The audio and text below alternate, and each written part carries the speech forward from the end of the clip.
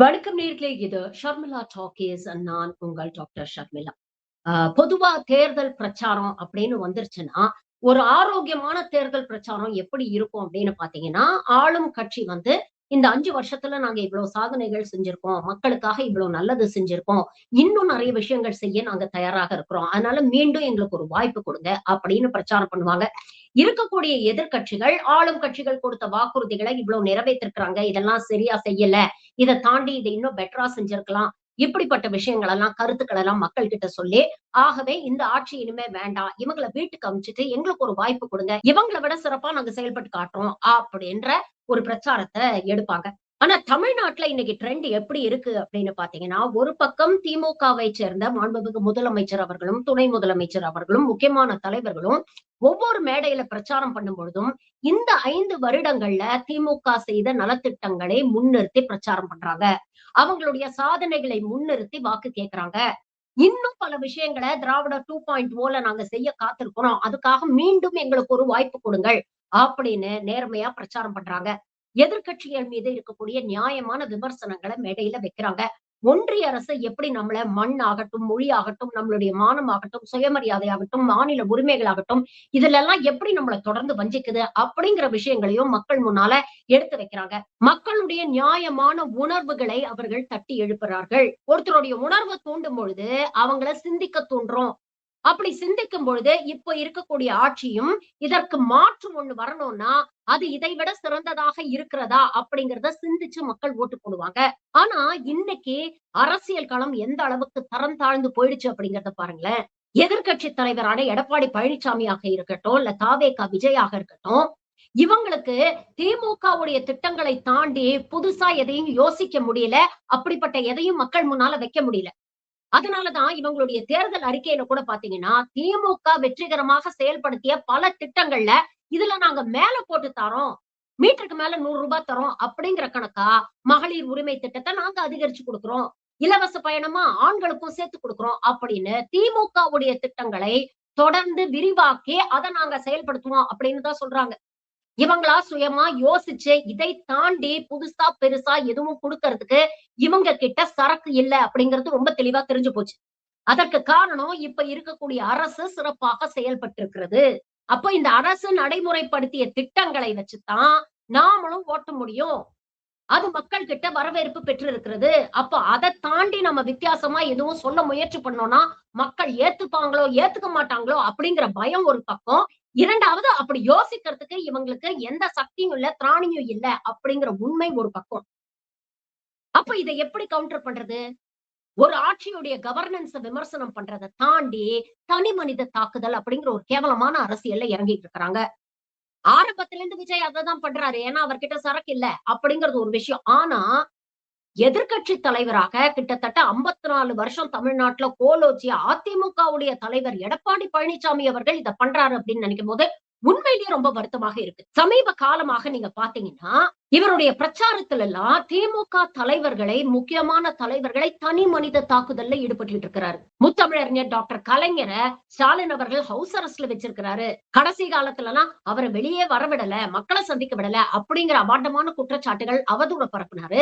அடுத்த கட்டமா துணை முதலமைச்சர தாக்குனாரு. இந்த ஆளு அன்னைக்கே பால்டாயில குடிச்சு செத்துருக்கணும். அப்படிங்கிற அளவுக்கு கேவலமா பேசினாரு.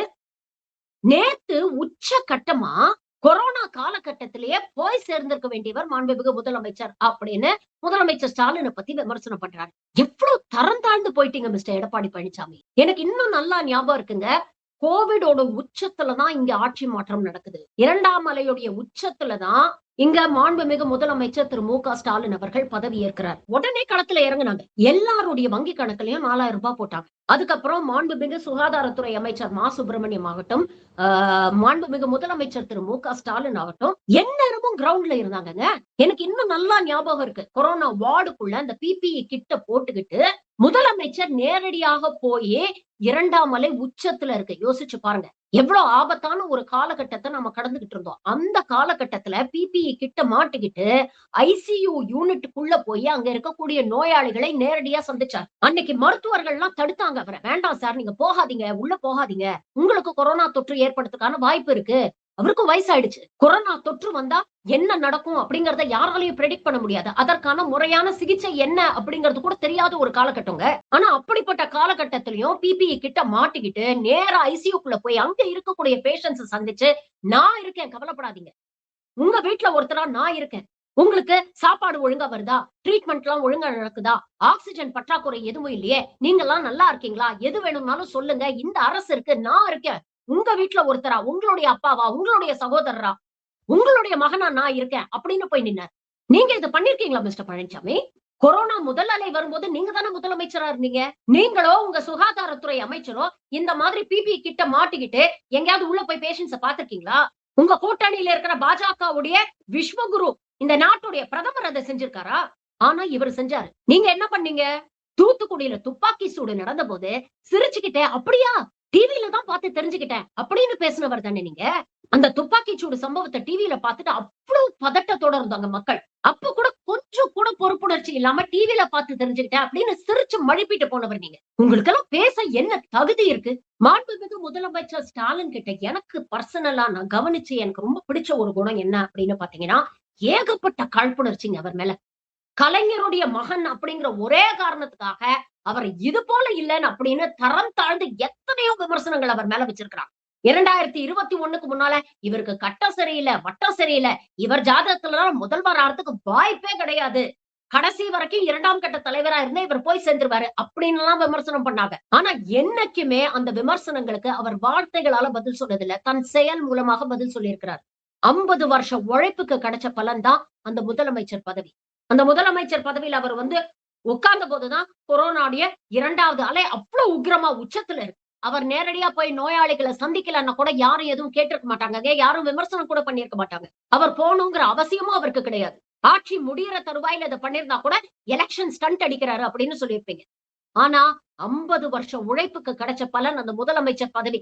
அதுல உட்கார்ந்த அடுத்த நிமிஷம் தன் உயிரை பத்தி கூட கவலைப்படாம உயிரை பணைய வச்சு நேரடியா வார்டுக்கு போய் அந்த பேஷண்ட்ஸ பாக்குறாரு. அவங்களுக்கு என்ன தேவை அப்படிங்கறத கேட்டு விசாரிக்கிறார். அதை கொண்டு போய் அவங்களுக்கு சேர்க்கணும் அப்படின்னு முயற்சி பண்றார். இதன் விளைவு அவர் கோவிட்னால பாதிக்கப்பட்டாருங்க.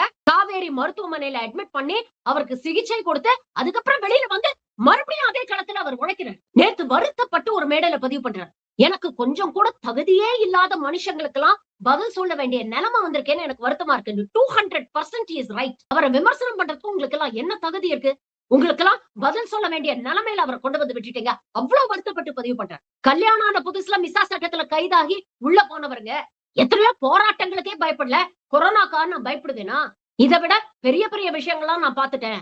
அன்னைக்கே என் உயிருக்காக நான் கவலைப்பட்டது இல்ல, இதுக்காகவா நான் கவலைப்பட போறேன் அப்படின்னு ரொம்ப வருத்தத்தோட பதிவு பண்ணியிருக்கேன். என்னைக்குமே அவருக்கு எதிராக வைக்கப்பட்ட விமர்சனங்களுக்கு அவர் பதிலடி கொடுத்தது கிடையாது.